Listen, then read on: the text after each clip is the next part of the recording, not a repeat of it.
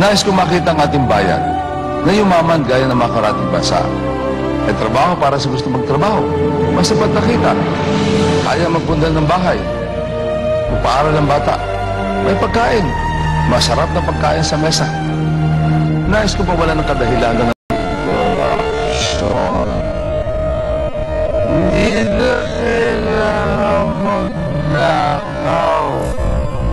o mga ibang bayan. Nais ko yumaman ng pamahalaan. Para kung ano kailangan ng mga magsasaka at mangingisda, guro o pulis, kaya ibigay. Nais kong tumulong sa pagtigil na ng paghihirap natin. Magkaroon ng daral ang bawat isa. Panimpalig ang respeto sa sarili at lumitira lang sa ating bayan.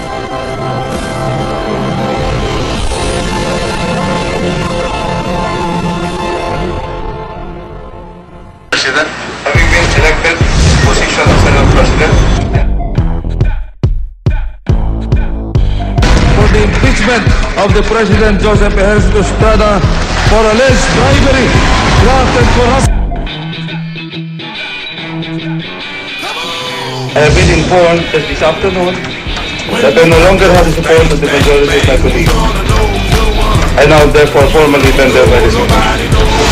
Manny Villar. Essential for the articles of impeachment. Taking it back to 94 when niggas was still in Who among us proposed the double or redundant appropriation of 200 billion pesos? Senator Juan Ponce Enrile pointed to the Senate President as the one responsible. Dr.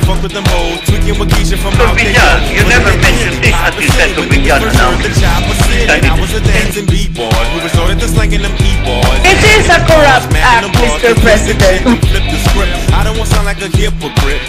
Linihis niya yung daan na dapat mag-connect ng C5 sa Coastal Road kung saan maraming makikinabang pero maiksi lang yun para pumunta itong daan sa kanyang mga ari-arian.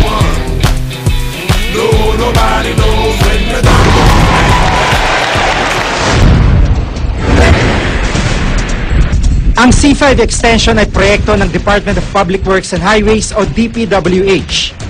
Layo nitong dagdagan ang kasalukuyang C5 road sa pamamagitan ng pagdudugtong ng kalsada mula Parañaque patungong Coastal Road. Pero sa halip daw na sundin ang orihinal na plano ng C5 extension, ayon kay Madrigal, ginamit daw ni Villar ang kapangyarihan upang ilihis umano ang C5 extension para dumaan ito sa kanyang mga ari-arian na naghatid naman ng malaking pakinabang para sa mga kumpanya ni Villar. Realignment ng proyekto ang tawag dito.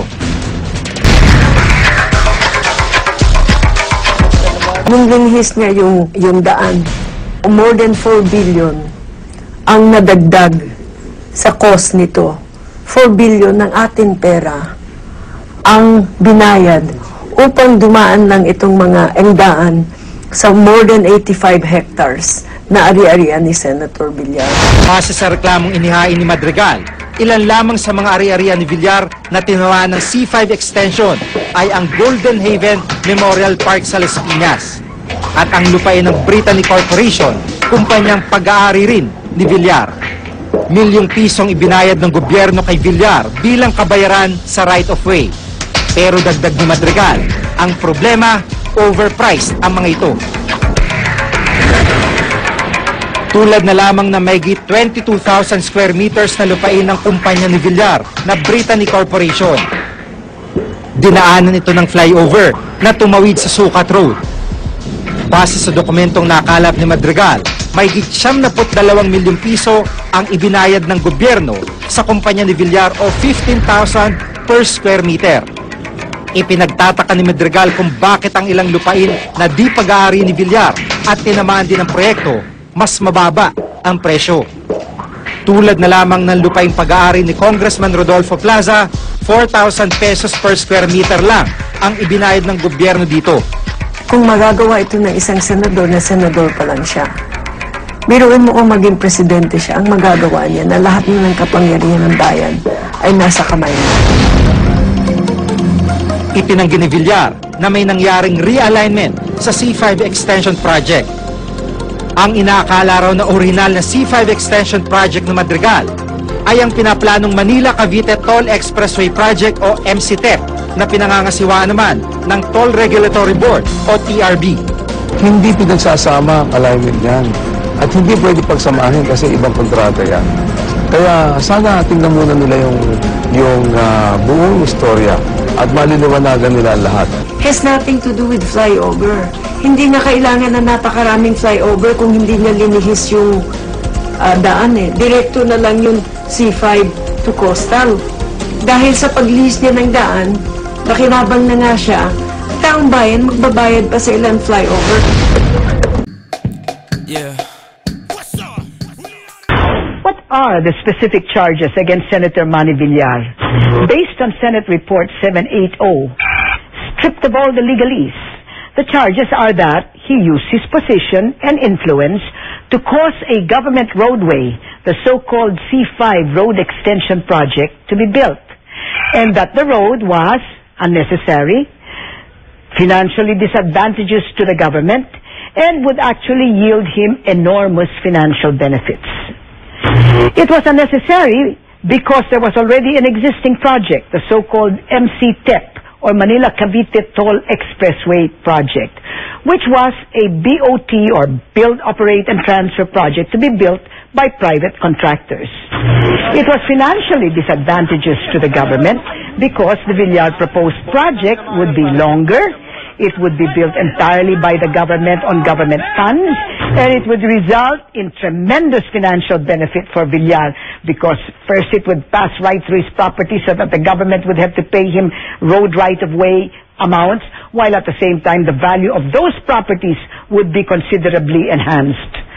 What exacerbates the situation is that the government, per the documentary evidence, paid much more for the right-of-way for the Villar properties than the other properties, and that Villar allegedly used his position as senator, in particular as Senate Finance Chairman and then as Senate President, to make insertions that would ensure that his properties would be paid for right away. What is Villar's defense? Based on Philippine Senate Resolution 1472, filed by mostly Villar allies, they said that the Committee of the Whole, meaning the Senate, had no jurisdiction over the case, that it adopted rules that were inapplicable, that it did not even publish those final rules, that there was an inadequate quorum requirement, and most important, that Manny Villar was being singled out. What does it then find? 1472 finds that, 1, there was no such thing as double insertions, and that those insertions were actually regular amendments. 2, that there is no realignment of the C5 road extension project, much less one authored or done at the behest of Senator Villar to secure its passing through the real estate properties. Why? Because they said there are 2 separate alignments. One is that C5 road extension project, which is a public road, and the other is the MCTEP, which is a toll expressway project, which, if completed, would require the payment of toll for its use. And 3, that there was no overpricing because the right-of-way payments were based on properly certified zonal valuations, that all requirements were complied with, and that there was no participation by Villar or his staff in the acquisition of the properties. Pinakita ko yung dalawang proyekto na walang double entry. Dalawang proyekto talaga yan. Pinakita ko yung isa na yung sa Sukat at yung isa naman sa Coastal Road. Magkalayo. What can we make of these conflicting opinions? A picture is worth 1,000 words. So here is a map prepared by GMAnews.tv to show what the case is all about. You see here the original C5 extension project called the Manila-Cavite Toll Expressway Project, which connects SX with the coastal road. The idea was that this would be a build, operate, transfer project, with the private partner bearing the costs of the construction of the expressway, which of course it would get back by charging tolls. The government exposure would be limited to 2.5 billion pesos, which will be used to obtain the road right-of-way.